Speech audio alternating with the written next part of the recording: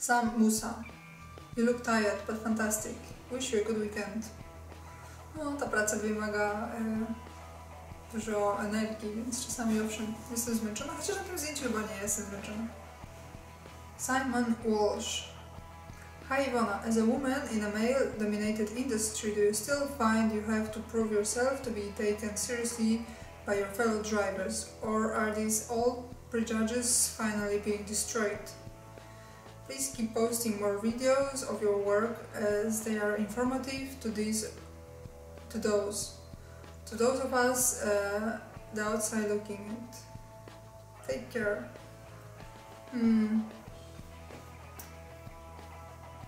Według mnie to jest tak, że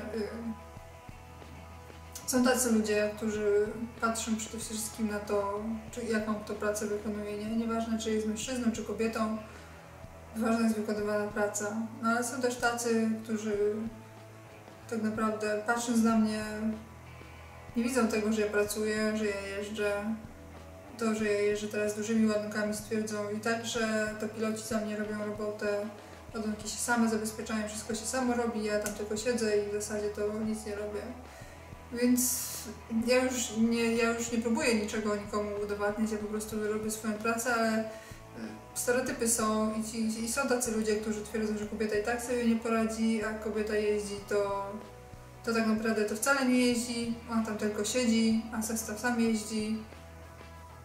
I to nie ma szans, żeby to kobieta robiła, bo to przecież nie przystoi, to jest niemożliwe, żeby kobieta sobie radziła tak jak mężczyzna w męskiej pracy, bo męska praca to jest tylko dla mężczyzn i żadna kobieta nie ma szans poradzić sobie tak jak mężczyzna, więc stereotypy niestety dalej są, no i chyba jeszcze będą, już na pewno przez inne pokolenia będą. No niektórzy mężczyźni wydaje mi się, że mają problem z tym, że ja wykonuję taką pracę typowo męską i nie jestem w stanie tego zaakceptować, że to nie tylko mężczyzna jest taki, który potrafi wykonać tę pracę, ale także kobieta. Tak troszeczkę to obniża rangę tej pracy, bo jak kobieta sobie daje radę, to znaczy, że ta praca już nie jest aż taka trudna. No, chyba tak to jest. No ale nie, ja już nie próbuję niczego udowadniać. Takie życie. Nie jestem w stanie zmienić myślenia innych, zresztą nawet nie ma sensu tak naprawdę. Raczej trzeba... Szkoda energii na to. Abdullah Zutha. No ja nie wiem, jak to się czyta. Ivona is in those mood today. Nice smile. Thank you. Peter Goll. Hi Ivona. I'm Peter from North Ireland. Just wondering, have you ever been to or ever driving in Ireland? Tak, byłam raz w Irlandii. Byłam na lotnisku Shannon. Tak, byłam tam na lotnisku. Irlandia... No za mało jeździłam, ale tam było rzeczywiście zielono. Było tak trochę się tak czułam w sumie jak w Polsce, w Irlandii. Ale za mało Irlandii zjeździłam, więc to był tylko absolutnie kawałek. Nie będę się wypowiadać o tym, jak się jeździ w Irlandii, bo to tak, wiecie, przyjechacie w jedną trasę ciężarówką i mówić, że wiecie, o co się wchodzi w całej tej pracy. Ale w Irlandii byłam. Artur.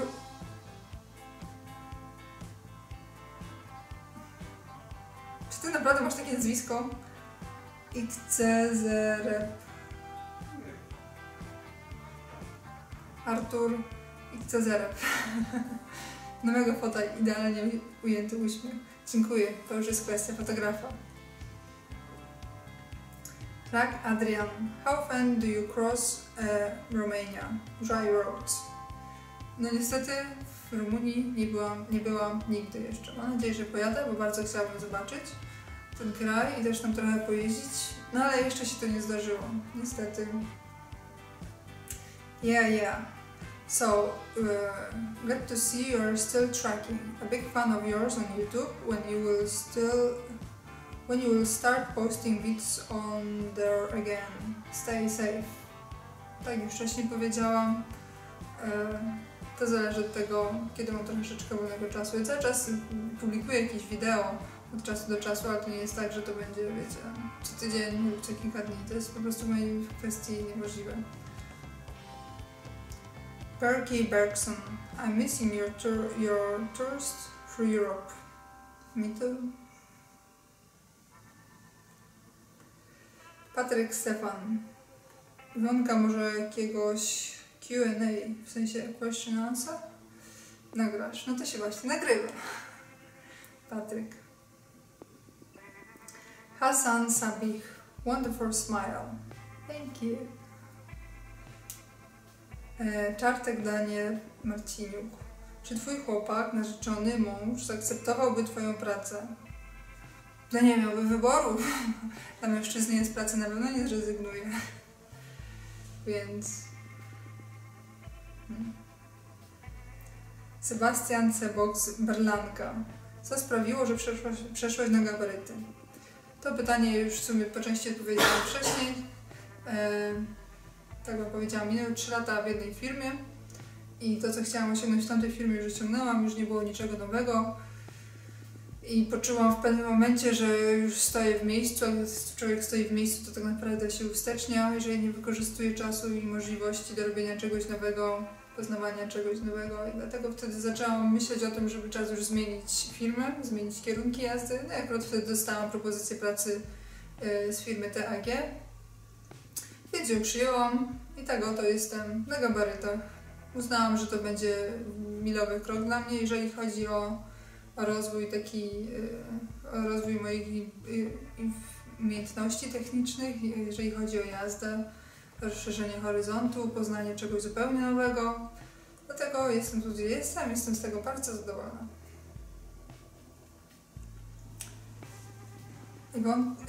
Piotr Strządała. Iwonko, twój uśmiech jest cudowny. Dziękuję. Nawet się uśmiechnę. Flavio Salem. Have a good weekend. Thank you. And you too. Adrian Zmyślony.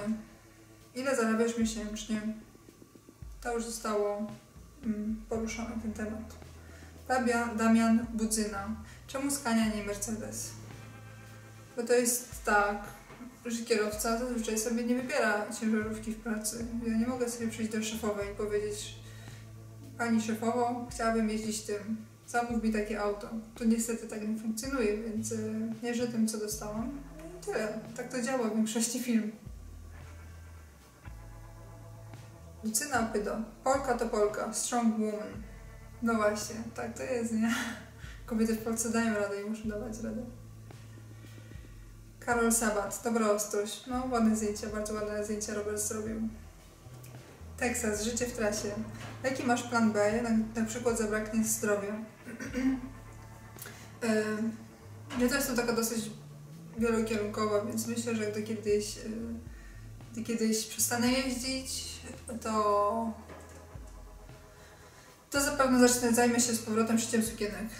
To jest druga rzecz, którą bardzo lubię. To jest druga rzecz po ciężarówkach, więc w zasadzie to już maszyny do szycia mam. I jak może oglądać moje jakieś tam poprzednie filmy, to wiesz, że już prawie miałam pracownię i zaczęłam sobie urządzać, ale niestety musiałam z tego zrezygnować, znaczy w sensie musiałam oddać lokal. Ale maszyny do szycia są, mam też sprzęt, najważniejsze, to co jest najdroższe, najważniejsze w pracowni krawieckiej już mam zakupione. Więc to jest dla mnie plan B, tak jak gdyby nagle się coś stało. Wszystko mam, tylko zacząć szyć, więc zapewne kiedyś tym się zajmę. Chociaż odejdę tak naprawdę z transportu jako kierowca, tak czy tak nie odejdę z transportu, więc myślę, że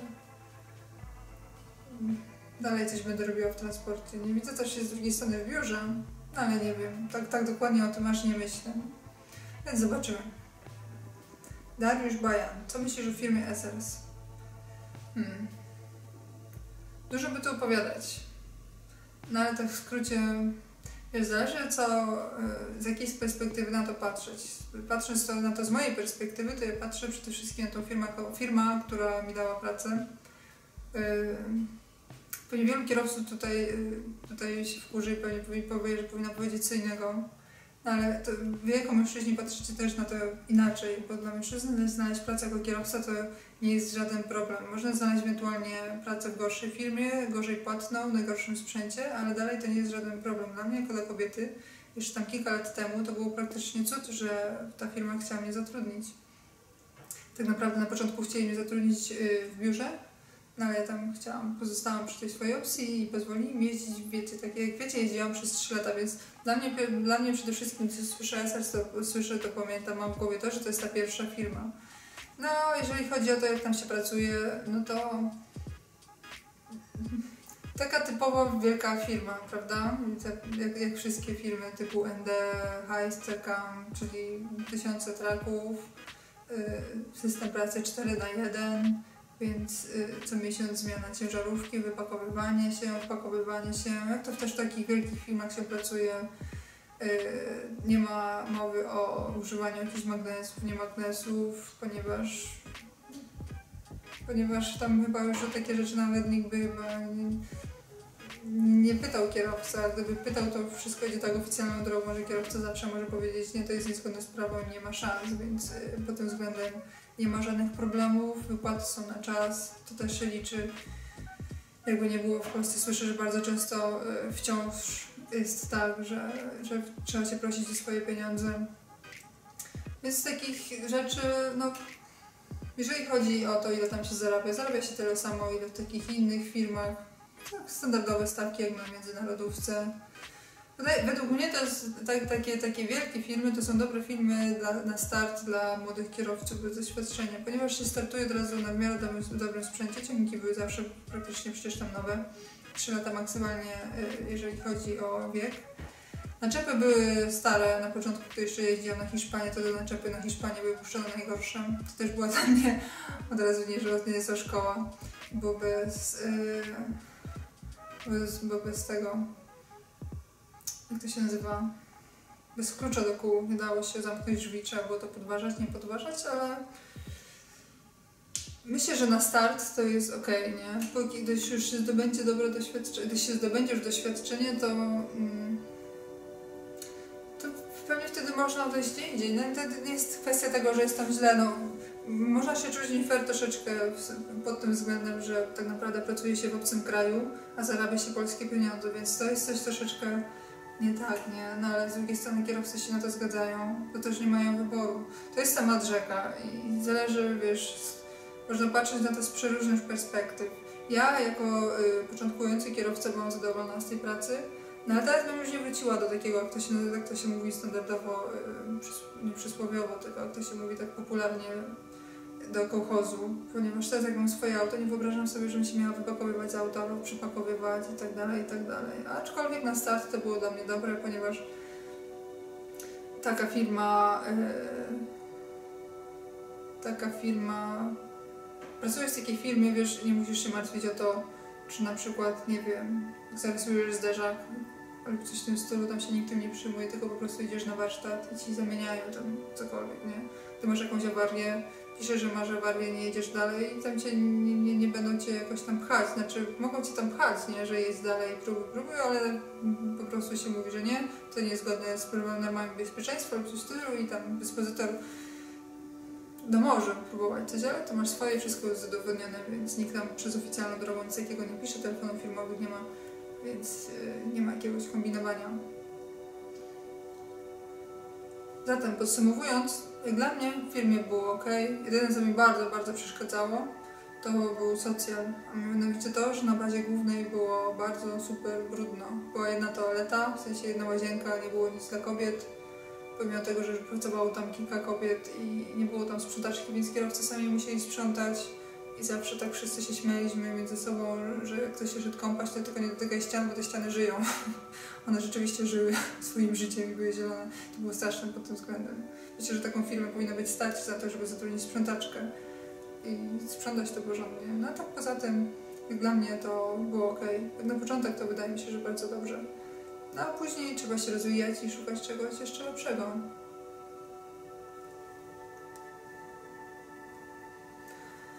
Dobra, idziemy dalej. Jola Dębska-Kołacz. Szerokiej drogi, miłego weekendu. Odpoczywaj, Iwonko. Dziękuję. Mikołaj Cichocki. Szerokości Iwonko, pozdrawiam. Też pozdrawiam z Krakowa. Jezu, ale wyrosłaś. No, tak mnie mama karmiła, że wyrosłam.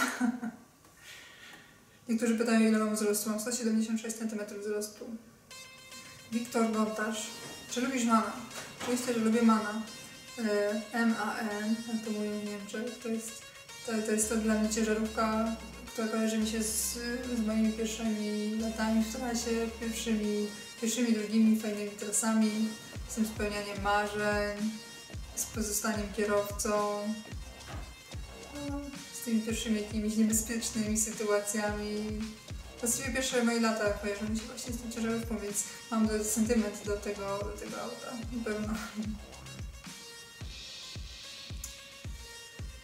Andrzej Rak, pozdrawiam. Zawsze lustereczko w Twoją stronę. Powodzonka, bajo. Dzięki, szerokości do Ciebie. Tego tu już na pewno nie przeczytałem. I'm sorry for you. You are at work. And we enjoy your page on Facebook. No ja już nie jestem w pracy, mam weekend. Będzie miłego weekendu dla Ciebie. No i enjoy. Adam Hyslop. Will you make more YouTube videos? A nice Christmas gift to all. No tak, zdecydowanie będzie więcej filmików na moim YouTubie. No ale to zobaczymy, jak mi się to będzie udawać, kiedy, co i jak.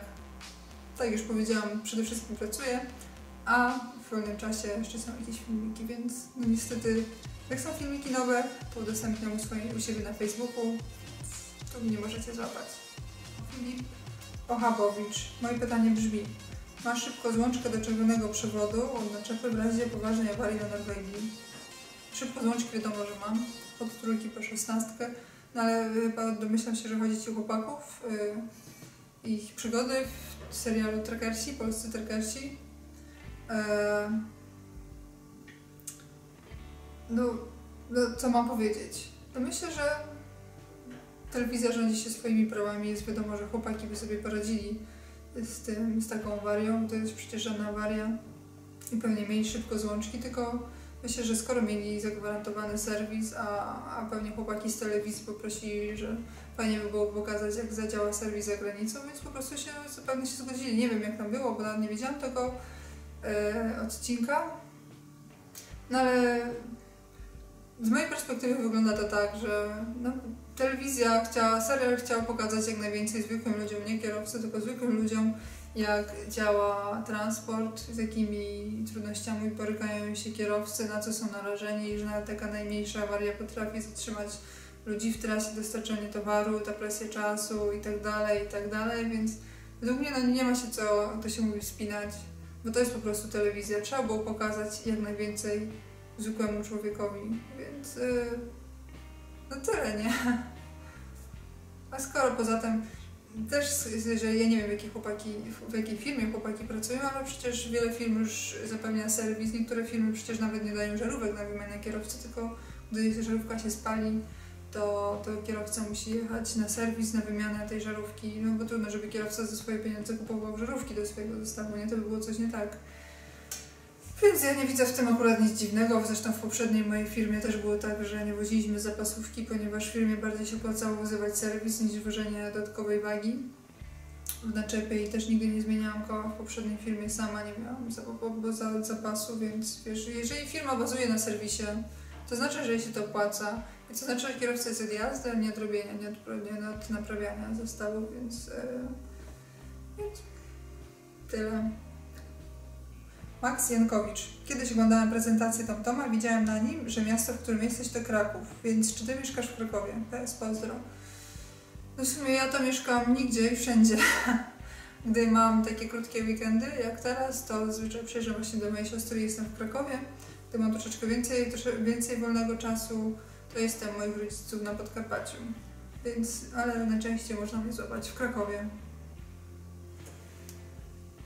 Dobrze, chyba możemy już kończyć. Mam nadzieję, że odpowiedziałam na wszystkie pytania. Jeżeli się zdarzyło tak, że czyjeś pytanie pominęłam, to bardzo przepraszam, zdarzyło się to przez przypadek. Przeszłam przez wszystkie pytania i okazało się właśnie, że 2 pominęłam, ale to już zostały dodane.